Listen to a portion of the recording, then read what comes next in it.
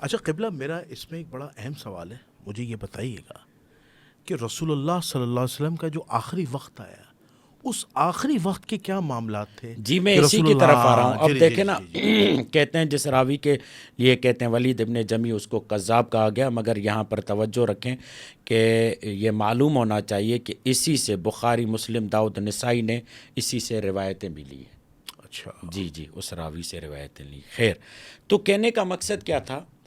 مقدمہ تھا یہ کہ نبی خدا کو روز اول سے ہی خطرہ تھا.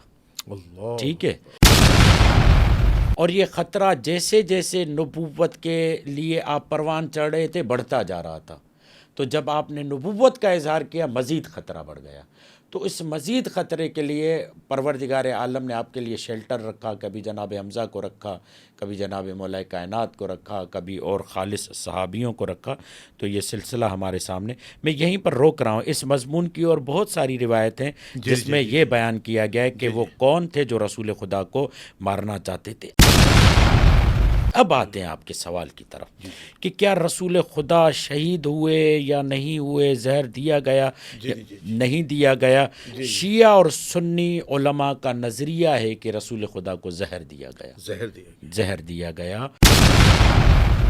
اسی زہر کے اثر سے آپ شہید ہوئے. آپ کے سامنے المستدرک علی صحیحین میں حضرت شعبی فرماتے ہیں کہ یہ توقع کی جا سکتی ہے کہ حضرت رسول خدا کو زہر دیا گیا، حضرت ابو بکر کو بھی زہر دیا گیا، اور پھر وہ آگے بتاتے ہیں. جی جی ٹھیک ہے، جی جی یعنی المستدرک علی صحیحین. ٹھیک ہے، رسول خدا کو زہر دیا گیا، اور یہ صفحہ ہے 140. ٹھیک ہے، جلد چہارم، ٹھیک جلد چہارم صفحہ 140. پھر تاریخ الخلفاء میں آئے.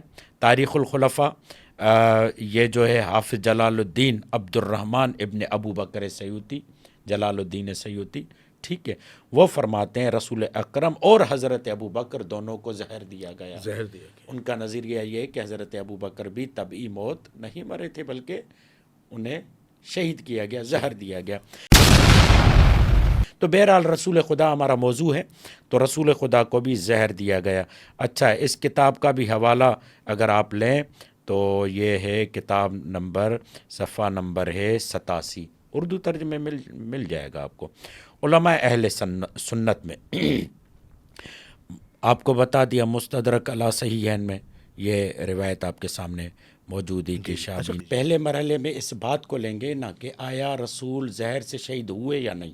جی جی جی ٹھیک ہے، پہلا مرحلہ. پہلا ہمارا مقدمہ یہ تھا کہ رسول خدا کو جانی خطرہ تھا یا نہیں، جی جی جو آپ نے یہ ایک بتایا۔ ہو گیا. دوسرا، اب جب جانی خطرہ تھا تو رسول خدا کا یہاں سے وصال کیسے ہوا؟ آیا شہادت کے ذریعے ہوا یا تبھی موت مرا؟ تبھی موت گئے، معاذ اللہ، تبھی موت اس دنیا سے گئے. اب اس بات کی طرف کہ رسول خدا کو زہر دیا گیا، شیعوں کے ہاں تو ثابت ہے، وہ بیان بھی کرتے ہیں. آیا اہل سنت علماء میں بھی کچھ ایسے ہیں جو کہتے ہیں کہ رسول خدا کو زہر دیا گیا؟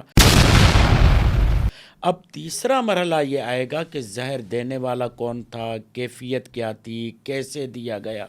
ابھی میں دوسرے مرحلے پہ ہوں جی جی جی کہ سنی شیعہ علماء یہ کہتے ہیں کہ رسول خدا زہر سے وصال کر گئے، شہید ہو گئے. اب آپ دیکھیں، حاکم نشاپوری ایک اور روایت لاتے ہیں. وہ روایت لاتے ہیں سری ابن اسماعیل سے عن شعبی انہ قال ماذا یتوقع من هذه الدنیا الدنیہ. کہتے ہیں اس پست دنیا سے اور ہم کیا توقع کریں کہ اس پست دنیا میں رسول جیسی ذات کو زہر دیا گیا. اللہ حاکم نشاپوری یہ بیان کرتے ہیں. ٹھیک